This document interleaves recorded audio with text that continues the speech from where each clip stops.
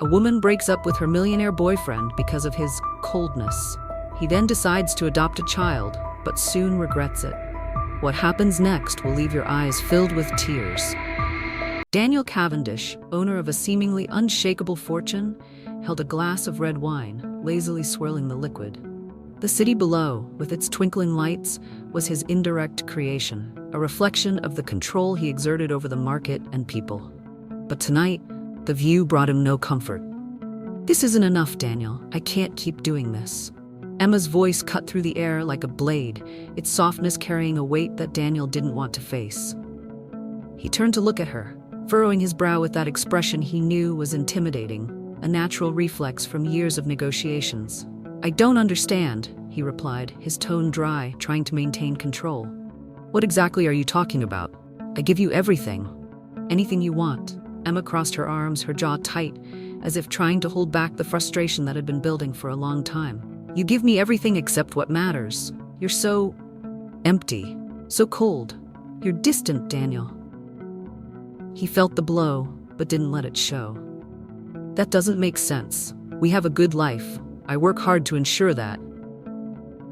"Is that what you call a good life?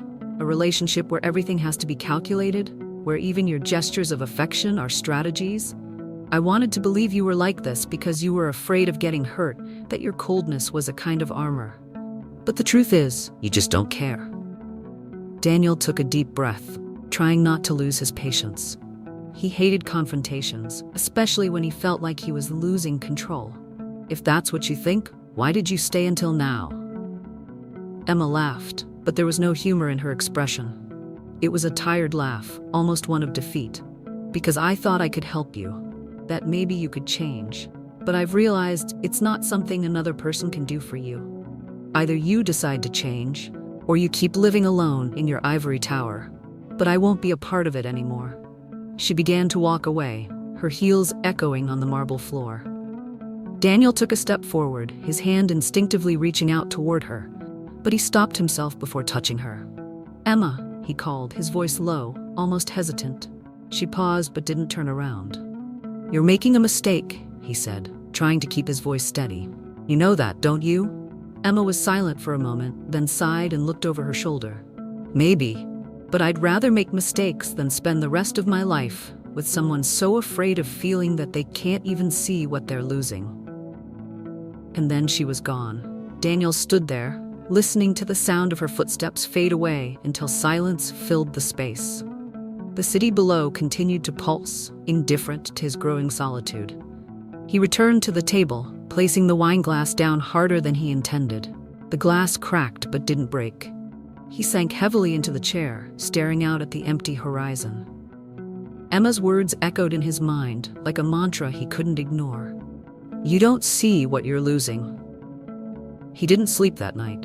He spent hours wandering through the apartment, pacing the wide hallways decorated with art pieces chosen by specialists he barely knew. Everything felt impersonal, an extension of the image he had built for himself. When the sun rose, Daniel was sitting in his office, a nearly untouched glass of whiskey beside him, his laptop open to the homepage of a search engine. He didn't know what he was looking for, but he knew he needed to do something. Anything. On impulse, he began searching for ways to change his life, ways to feel. The words felt strange to him, someone who had never considered emotions as something relevant. Then, an idea struck him, something that seemed ridiculous at first but wouldn't leave his mind. He started looking into adoption.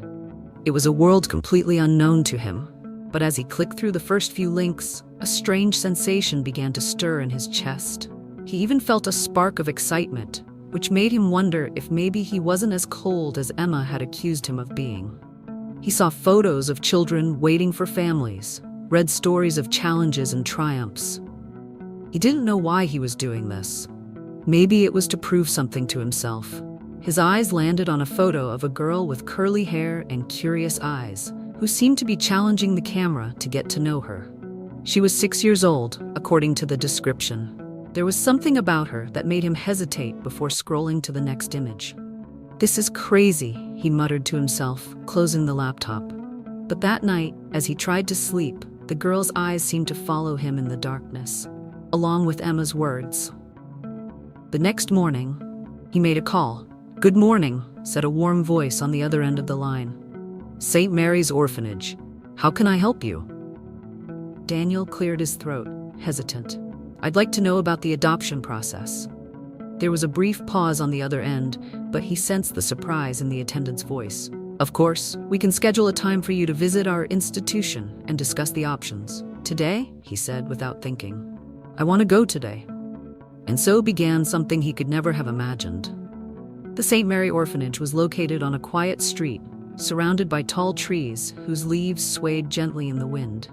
It was an old building, but well-maintained, with walls painted in light yellow tones that seemed to try to convey joy. Daniel parked his sports car at the entrance, feeling out of place. The location didn't match him, neither his designer clothes nor his controlled posture. He took a deep breath before stepping out of the car. Why was he there? Maybe he was still trying to prove something to himself. Or perhaps Emma's words had left a deeper mark than he cared to admit. A tall, slender woman came to greet him at the door. She wore large glasses and had a kind but cautious smile. "Mr. Cavendish?" "Yes." He adjusted his suit, fully aware that his presence made a strange impression here. "I called yesterday. I'm here to learn more about the adoption process." She extended her hand and he shook it, noticing the firmness of her grip. "I'm Martha, the orphanage director. Please, come in." The interior was simple, with walls decorated with children's drawings. Laughter could be heard in the distance, mixed with the sound of footsteps running across wooden floors. Daniel observed everything as if analyzing an unfamiliar environment, his mind already beginning to catalog details as he would in a business meeting. "Before we start," Martha said, guiding him to a cozy room, "I need to say that adopting a child is a serious commitment. They've already been through a lot, and the process requires patience. Are you prepared for that?" "I don't make decisions lightly," Daniel replied, his tone slightly cold and curt. Martha tilted her head, evaluating him. "All right, we have many profiles to review. Do you have any idea what you're looking for?" Daniel hesitated. He hadn't thought about it. It felt wrong to choose, as if selecting something from a catalog. "I saw a photo on the website. A girl with curly hair. I liked her." Martha smiled faintly as if she had expected that. "Ah, you must mean Ellie. She's 6 years old. A bright child, but complicated. She struggles to trust people." Daniel nodded, trying to hide the pang of insecurity that struck him. "I'd like to meet her." Shortly after, he was led to the yard where children were playing under the watchful eyes of 2 caregivers. Daniel spotted Ellie immediately. She was sitting alone in a corner, a book open on her lap, but she seemed more interested in watching the other children than reading the story. Her curly hair framed her face in an unruly halo, and her dark eyes met his briefly before darting away. "Ellie," Martha called, approaching her. "Come here, sweetheart. This is Mr. Cavendish." The girl stood reluctantly, clutching the book tightly against her chest. She walked slowly toward them, her eyes shifting from the ground to Daniel's face and back again. "Hi, Ellie," Daniel said, trying to sound warmer than he felt. He had never spoken to a child directly before, or at least not like this. "I'm Daniel." She didn't respond, only continued to look at him with that cautious expression. Martha intervened gently. "Why don't you show him your book, Ellie? He seems to like stories." Ellie hesitated but eventually held up the book, still without saying a word. It was a worn copy of The Secret Garden. Daniel didn't know anything about the story but knelt down to her level. "Is this your favorite book?" She shrugged, clutching it tightly against herself. "It's a good book," he said, even though he wasn't sure. He wanted to say more but didn't know how to continue. The silence between them was saved by Martha. "Ellie, why don't you show him the swings? You like the swings, don't you?" The girl cast a skeptical look at Daniel, as if evaluating him. After a moment, she nodded, turned, and began walking toward the swings. Daniel followed her, feeling completely out of his depth. The adoption process was completed quickly, an unusually fast timeline, thanks in large part to Daniel's resources and the urgency he seemed to convey.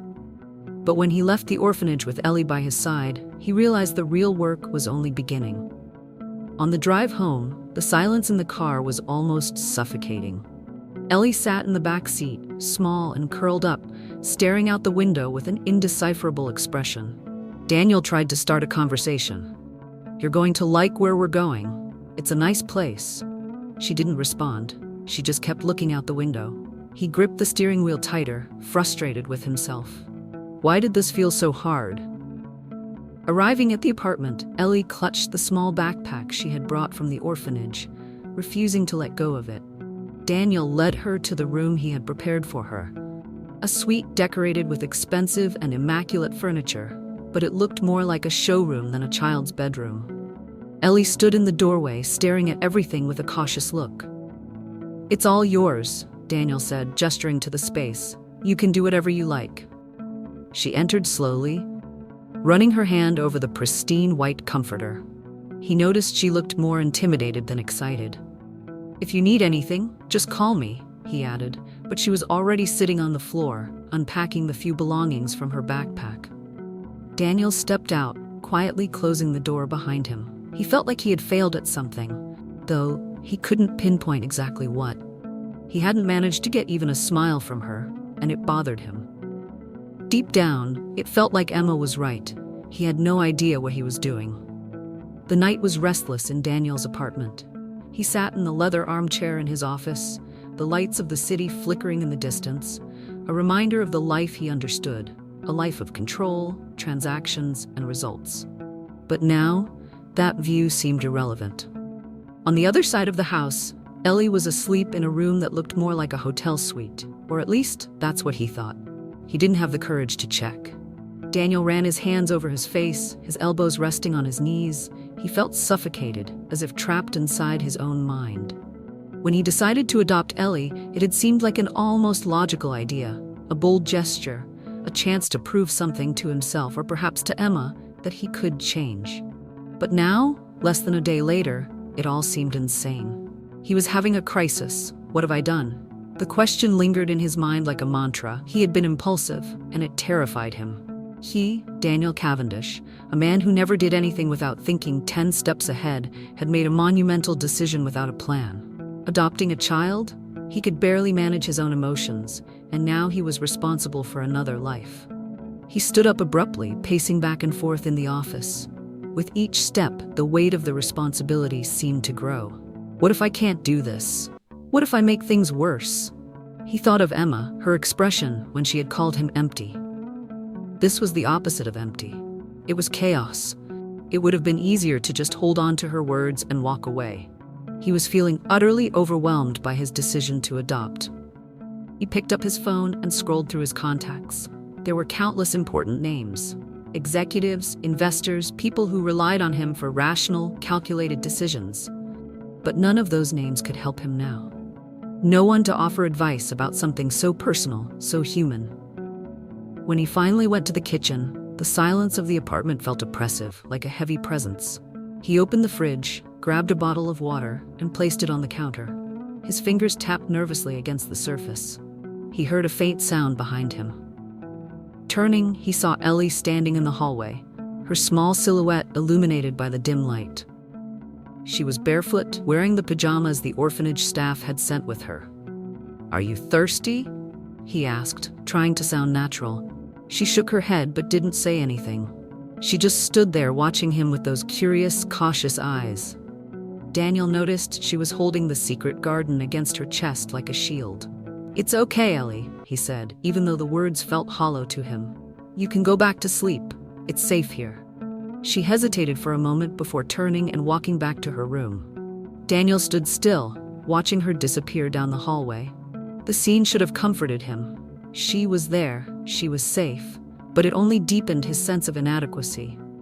He didn't know what to do with her. He didn't know how to talk to a child, how to understand what she needed. He returned to the living room and sat on the couch, burying his face in his hands. He was used to leading meetings, making decisions that affected thousands of people. But this was different. This was personal, and for the first time in years, he felt afraid, terrified even. The hours dragged on, and by the time dawn broke, Daniel still hadn't managed to sleep. He stepped out onto the balcony, seeking fresh air, but the sight of the city didn't bring the usual comfort. He thought about calling Emma, but dismissed the idea almost immediately. What would she say? That I'm an idiot for doing this? she would probably understand that he had lost his mind. And maybe that was exactly what had happened. He tried to remember why he had done this. Why, after so long living with everything under control, he had decided to let go of predictability. He couldn't find a clear answer. Everything seemed impulsive, out of character. He imagined explaining the situation to one of his advisors or business partners. They would laugh. Daniel Cavendish, father to a 6-year-old? Out of nowhere, the idea was almost comical. He didn't know anything about children, didn't know how to raise someone or build a bond. And Ellie? She seemed just as out of place as he did. Her gaze haunted him. It was a look that said everything. I don't trust you. I don't know who you are. Sometimes, Daniel thought she might want to return to the orphanage. Later, as the sun began to rise, Daniel was sitting on the living room floor, leaning against the couch. The apartment was engulfed in absolute silence. He felt empty, exhausted, as if the weight of his decision had drained all his energy. But at the same time, there was a small spark of something he couldn't quite identify. An idea, perhaps. A thought trying to take shape amid the mental chaos. Maybe it wasn't about knowing what to do. Maybe it was about learning. He wasn't ready for this, and he knew it. But maybe the point wasn't being ready. Maybe it was about trying, even without the guarantee of success. When he got up and went to Ellie's room, he found the door slightly ajar. The girl was asleep, curled up under the blanket. The book was beside her, open, with its pages creased. Daniel stood at the door for a moment, watching her. He still felt like he had made a mistake, that he was out of his depth. But for the first time, he wondered if it might be possible to move forward, one day at a time. Closing the door quietly, he walked away, not entirely sure how, but determined to continue. The next day, Daniel sat at his dining table, his fingers drumming against the polished wooden surface. The call was about to be made, but he hesitated. Hiring a private investigator was a familiar move, direct, practical, efficient. But the idea of delving into Ellie's past made him uncomfortable in a way he couldn't quite explain. He picked up his phone and dialed the number of an old contact. The man was reliable, discreet, and had solved complicated issues for him in the past. A true genius in investigation, the kind of contact people like Daniel needed to stay on top. Mr. Cavendish, the deep voice on the other end answered after the second ring. It's been a while. Robert, I need your services, Daniel said bluntly. I can't go into too much detail now, but it's a sensitive matter. I'll send you the information by email. Of course, what's the focus? Daniel hesitated for a moment, glancing down the hallway that led to Ellie's room. I want to find out about someone's biological parents, a girl, if they're still alive, where they are, what happened, things like that. The orphanage didn't provide me with anything. They had no information on her. Robert was silent for a moment. Understood. This may take a few days, but I'll prioritize it. Good, Daniel replied before hanging up and letting out a long sigh. That was it. He needed answers, hoping to find some kind of solution to the turmoil that weighed on him.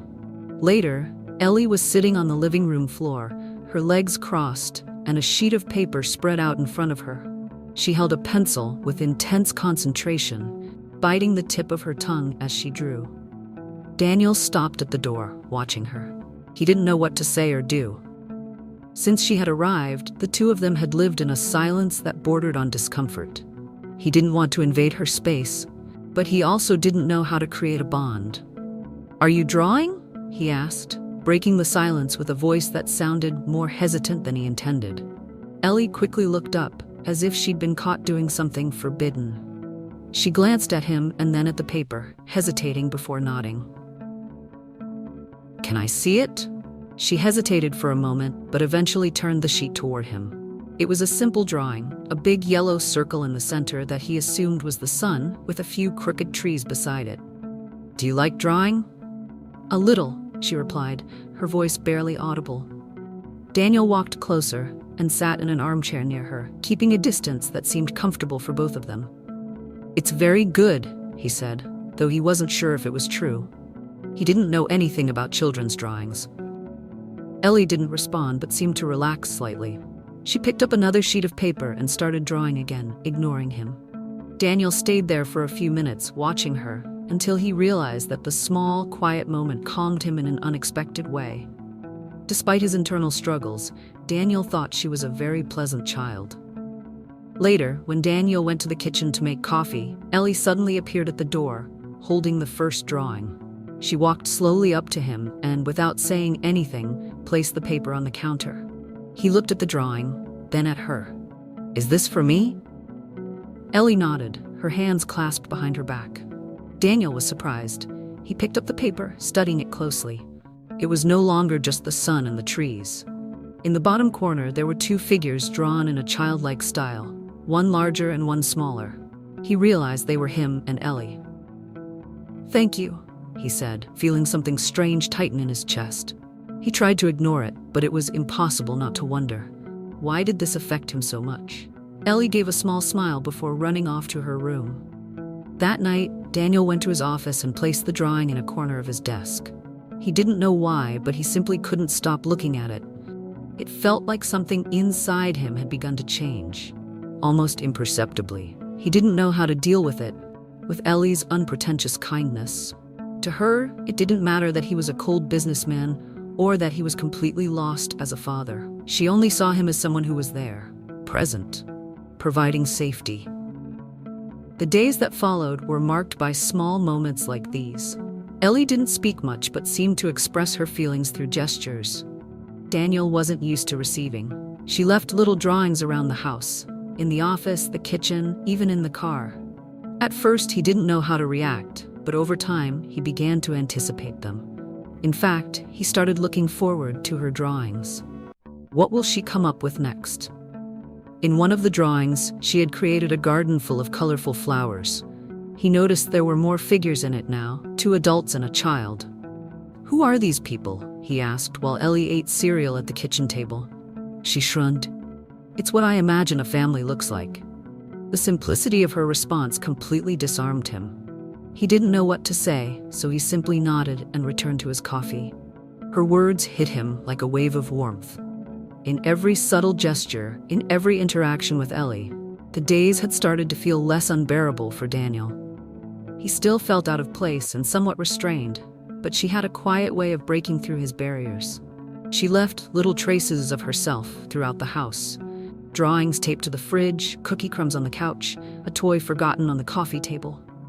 It was irritating, but also strangely comforting. That morning, Daniel was sitting on the couch reading work reports on his tablet. He frowned at a confusing clause when he heard light footsteps approaching. He looked up to see Ellie standing next to him, holding her copy of The Secret Garden. "Do you need something?" he asked, setting the tablet aside. She shook her head, biting her lower lip. "Are you sure?" Without saying a word, Ellie stepped closer and, to Daniel's surprise, wrapped her thin arms around him in a shy hug. He froze for a moment, feeling the warmth of her small body against his. "Thank you," she murmured, her voice muffled against his chest. "For what?" he managed to ask, his throat tightening. She pulled back just enough to look him in the eyes, her face as serious as an adult's. "For choosing me." Daniel felt something inside him break. He swallowed hard, the words escaping him. His heart warmed in a way he had never experienced before. Before he could respond, Ellie stepped back, clutching her book more tightly.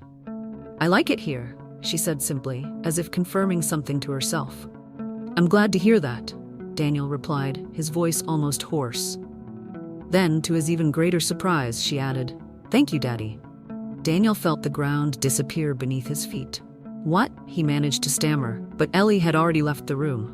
She had no idea of the weight those words carried. "Daddy," he repeated to himself, the words sounding strange and wonderful all at once. He leaned back on the couch, an involuntary smile forming on his lips. By this point, it was undeniable. He was loving having Ellie in his life. But that same night, he received a call. It was Robert, the investigator. "Robert," he answered, trying to remain calm. "I have news," Robert said. His voice sounded more tense than usual. "Go ahead," Daniel replied, his heart beating a little faster. "I'd prefer to meet in person. But to summarize, we've discovered the girl's identity. The story is complicated." Daniel dropped the pen he was holding onto the table, his eyes fixed on the window in front of him.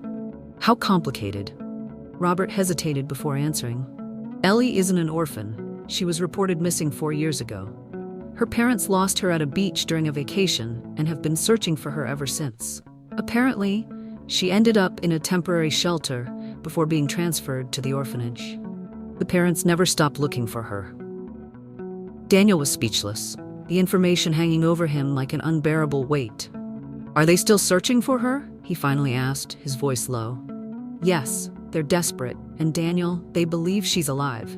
I have no doubt it's the same child. The descriptions and records match perfectly. You can trust me. I conducted a flawless investigation." The world around Daniel began to spin. He felt Robert's words hit every fiber of his being.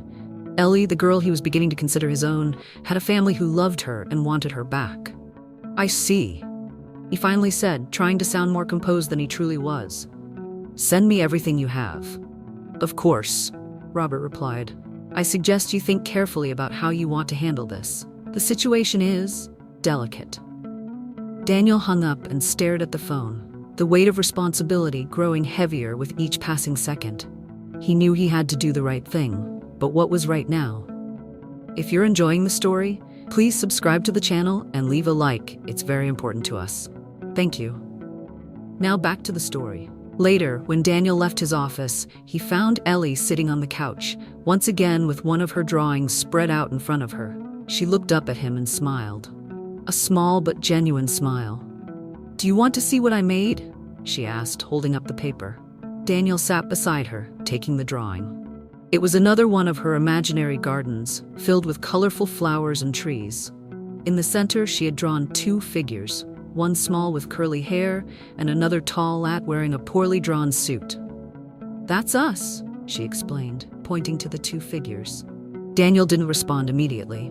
He looked at Ellie, who was watching him with curiosity and trust, as if she saw him as the safest person in the world. He knew he should tell her the truth.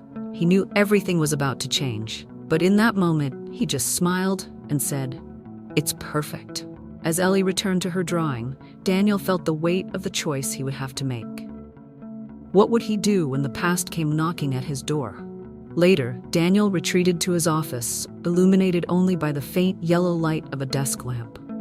He sat in his leather chair, his head tilted back, eyes fixed on the ceiling. In the background, the investigator's report still lay open on the desk, but he couldn't bring himself to read it again. He didn't need to. He already knew what it said, and that was enough. Ellie's parents had been searching for her for 4 years. 4 years of uncertainty, pain, and hope. They had never given up on her, never stopped believing they would find her. And now here he was, in their place, with Ellie under his roof, calling him Daddy. He felt a tightness in his chest, a knot rising in his throat and burning behind his eyes. At first, he thought it was exhaustion, but when a hot tear rolled down his cheek, he realized it wasn't just that. Daniel Cavendish, the man who controlled everything, who never lost his composure, was crying. He tried to convince himself he didn't know the reason. Perhaps it was the weight of responsibility, the difficulty of facing the situation. But deep down, he knew the truth. Ellie had awakened something he didn't think he was capable of feeling, something he hadn't even known existed within him.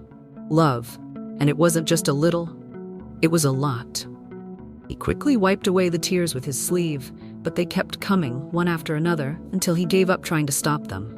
He sobbed quietly, his face buried in his hands as the weight of the inevitable decision crushed him. He needed to return Ellie to her parents. There was no other way. As painful as it was, he knew they had the right to know she was safe and well. And he had the duty to bring her back to where she truly belonged. The next morning, Daniel picked up the phone and made the most difficult call of his life. "Mr. and Mrs. Bennett?" His voice was steady, but his heart was pounding uncontrollably. On the other end of the line, Ellie's mother answered cautiously, "Yes, who's speaking?" He took a deep breath. "My name is Daniel Cavendish. I think I've found your daughter. Actually, I'm sure of it." There was a long silence, followed by what sounded like a gasp. "What? Are you saying Ellie is alive? That she's with you?" "Yes," he said, closing his eyes. "She's with me. She's healthy and safe." The woman's voice trembled with emotion, and he could hear muffled crying in the background. "Where is she? Can we see her? Please, we need to see her." Daniel felt his chest tighten again, but he maintained his composure. "Of course, we can arrange a meeting. But I want you to know that she's okay. I've taken care of her as best as I could. Everything will be explained, but rest assured, your daughter is coming back to you." "Thank you," the mother whispered through her tears, her emotion piercing Daniel's heart. "Truly, thank you." When he hung up, he sat there for a long time, staring at the phone as if it were a foreign object. He had done the right thing, but why did it feel like it was tearing him apart inside? He spent the rest of the day with Ellie, trying to savor the little time they had left. He read to her while she drew, tried to help her put together a puzzle, though he lacked the patience for it, and even laughed at something silly she said. Later that afternoon, he called her to sit with him on the couch. "Ellie," he began, trying to keep his voice steady, "I need to tell you something important." She looked at him with curiosity, not yet sensing the weight in his tone. "I talked to some people," he continued, "and I found out that your parents, your biological parents, and knew you are still looking for you." Ellie was silent, blinking a few times. "My parents?" Daniel nodded. "Yes, they love you very much, and now they know you're safe." She didn't say anything, but he noticed the way her hands gripped the fabric of the couch. "They want to see you," he added, forcing an encouraging smile. "And I think that's a very good thing, Ellie. They've missed you so much. They love you deeply." Ellie lowered her gaze to her hands and whispered, "And you?" Daniel's heart clenched. He ran a hand through her hair, something he rarely did. "I'll miss you too, a lot." She didn't reply, but she leaned into him, resting her head on his shoulder. Daniel closed his eyes, fighting back the tears that threatened to fall once more. The next day, Daniel took Ellie to a quiet park where the Bennetts were already waiting. When Ellie's mother saw her, she broke down in tears, running to embrace her. The father followed close behind, his eyes filled with tears as he tried to contain his emotions while wrapping his arms around them both. Ellie stood still at first, as if trying to process everything, but slowly she allowed herself to return the embrace. Daniel stood nearby, watching the scene with a lump in his throat. It was the right thing to do. He knew that, but the pain of letting her go was deeper than he had ever imagined. Ellie's mother looked at him, still holding her daughter. "We don't have words to thank you," she said, her voice trembling. "You saved our little girl." Daniel simply nodded, unable to speak. He shook Ellie's father's hand, who looked at him with genuine gratitude. "If you ever need anything," the man said, "anything at all, just reach out to us." Daniel gave a brief smile, saying goodbye before his own emotions could betray him. He couldn't stay there any longer. The mix of feelings was too overwhelming. On one hand, the beauty of seeing two parents reunited with their daughter after 4 years of desperate searching. On the other, the pain of knowing she wouldn't be with him anymore. Later, back at the apartment, the silence was unbearable. Daniel sat on the couch where Ellie used to draw and looked at the pile of papers she had left behind. He picked one up, a drawing of a garden with the two of them together, and held it for a long time. Finally, the pain hit him with full force. He cried like he had never cried before, deep sobs echoing through the empty space around him. For the first time in his life, he truly understood what it was to love and to lose. And though the pain was almost unbearable, he knew Ellie was where she was meant to be. Weeks passed. The park was bustling that afternoon. The golden sunlight bathed the trees, and the air was filled with the sounds of children laughing and the rustling of leaves in the breeze. Daniel sat on a bench near the lake, a cup of coffee in his hand. He watched as children ran across the grass, some playing tag, others pushing toy cars or swinging on colorful playground equipment. He noticed a small boy trying to fly a kite, with his father running behind him, laughing and trying to help. A little further away, a girl was carrying a doll bigger than herself, chattering away while a woman who seemed to be her mother listened attentively. Daniel couldn't help but smile at the interactions. There was something pure about the joyful chaos, something he had never noticed before. Before Ellie, Ellie's parents had made it clear that he would always be welcome in their lives. "She speaks about you with so much affection," Mrs. Bennett had said before they left. "We want her to continue having you in her life." And he knew he would see her again, perhaps more often than he had imagined. But at that moment, sitting on that park bench, he allowed himself to simply reflect on what had truly happened. He had discovered a new version of himself, one that could love and feel, all thanks to a 6-year-old girl. As he walked through the park, Daniel made a decision, not impulsive this time, but deliberate and firm. He knew he wanted to adopt another child.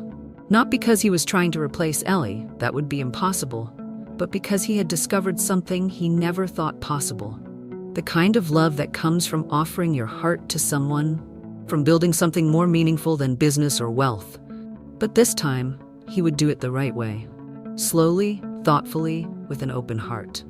He closed his eyes for a moment and remembered the way Mrs. Bennet's eyes had lit up when she held her daughter again and said to him, "You saved our little girl." She was right. He knew that. But now, as he watched the children around him, Daniel understood something even deeper. Maybe he had saved Ellie, but in truth, it was Ellie who had saved him. If you enjoyed the story, please subscribe to the channel. We need your support.